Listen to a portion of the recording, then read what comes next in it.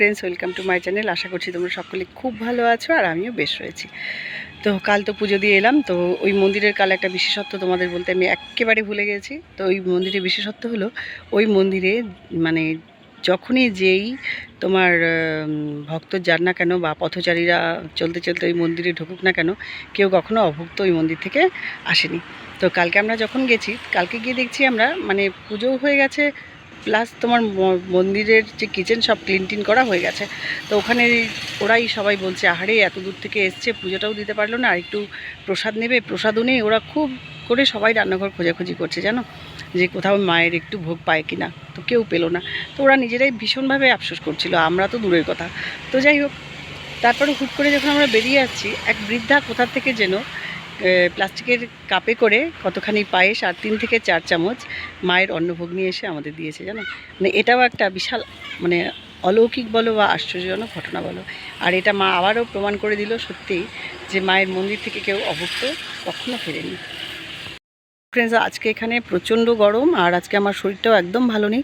সকাল থেকে আমি শুয়েছিলাম, মানে কাজকর্ম সেরে আমি শুয়েছিলাম। মানে কোমর থেকে দুটো পা আমার খুব ব্যথা, আমি জানি না এটা কিসের। এটা আমার প্রায় সময়ই হয়, আর এই মানে ভীষণ সিরিয়াস ব্যথাটা মানে হয়ে যায় আর কি যখন হয়। তো যাই হোক, শুয়েছিলাম, তারপর উঠে রান্না টান্না করেছি। আর এত প্রচণ্ড গরম, ফোন আমি ধরতেও পারিনি, ফোন চার্জও দিতে পারিনি, আর ভিডিও তো করা দূরের কথা, ওসব তো ভাবিনি। তো এখন এসছি আমি ছাদে জামা কাপড় নিতে আর একটু মানে প্রাকৃতিক হাওয়া খেতে। তো ভাবলাম আমি আমার দর্শকদের সাথে একটু আমার এই ব্লগটা একটু ছোটো মোটো একটা ব্লগ বানিয়ে নিই আর তাদেরকে একটু সব কিছু শেয়ার করি।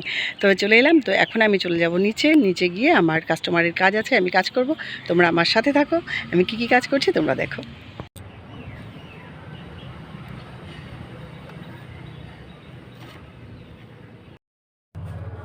তো গরম থাক আর মহা গরম থাক, চা তো আমাদের খেতেই হবে, তাই না? ইংরেজরা ভালো মানের ইংরেজি শেখাতে পারুক না পারুক, আমাদের চায়ের অভ্যাসটা ঠিক করিয়ে গেছে, তাই না? তো আমি এখন চা বানিয়ে নিচ্ছি।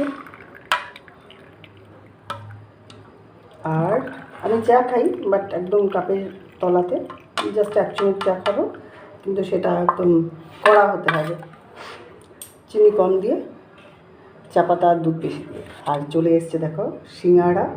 তো এবার আমরা চা সিঙ্গাড়াটা খেয়ে নিচ্ছি, তোমরা আমার সাথে থাকো। তো চা সিঙ্গাড়া খাওয়া কমপ্লিট হয়ে গেল সবার। আর এবারে একটা অন্য খাবার বানাচ্ছি। কী বানাচ্ছি সেটা হলো, সেদিন যে জন্মাষ্টমীর জন্য ঢেঁকি ছাটা চিড়া এনেছিলাম, তো সেটা দিয়ে ঠাকুরের জন্য জাস্ট অল্প কিছু পরিমাণ মোয়া বানিয়েছিলাম, চিড়ের মোয়া। আর এই চিড়ের মোয়াটা খেতে আমাদের বাসায় সবাই খুব পছন্দ করে। চিড়েটাও রয়ে গেছে, গুড়টাও রয়ে গেছে। তো চিড়েটা দেখো আমি এই যে ভেজে নিয়েছি, তো তোমাদেরকে এইভাবে তো দেখানো যাচ্ছে না, ভেজে নিয়েছি। আর গুড়টা এবার জাল করে নেব, কিন্তু এটা আমি না বটি দিয়ে কাটতে পারলাম না ছুরি দিয়ে। এখন আমাকে একটা শিল দিয়ে থেতো করতে হবে, মনে হচ্ছে একটা পাথরের টুকরো। যাই হোক, তো আমি গুড়টা জাল করে নিই, তারপরে তোমাদেরকে নিয়ে একসাথে মোয়াটা বানাবো। বলেছিলাম আমি সেলাই করব, তো খুব আফসোস করছিলাম কি করে বসে করব, এত গরমে পারছি না। তো হঠাৎ করে ওই ভাবিটা দেখি ফোন করেছে, আমার তো ভয় একদম শেষ যে এবার তো হয়ে গেছে, আসবে, আমি কি করব। তো হঠাৎ করে 2-3 বার বাজার পরে আমি বলছি না ফোনটা নিয়ে নিই, দেখি কী ব্যাপার। 2-3 বার বেজেছে, 2-3 বার অ্যাভয়েড করেছি। তারপর বলছে যে আজকে তুমি কাপড়টা তোমার দিতে হবে না, তুমি এক কাজ করো, কালকে বিকেলে দিলেই হবে, আমি এখন বাপের বাড়ি যাচ্ছি। এমন বাঁচা বেঁচেছি, ভগবান আমাকে বাঁচিয়েছে।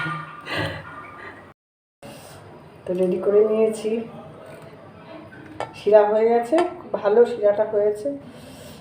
চিড়া মোয়াটা না ছোটো ছোটো করে করবো, কেন জানো, প্রচুর লোক আছে খাওয়ার জন্য, সবাই খুব পছন্দ করে, এই বাড়িতেও আমার বাপের বাড়িতে।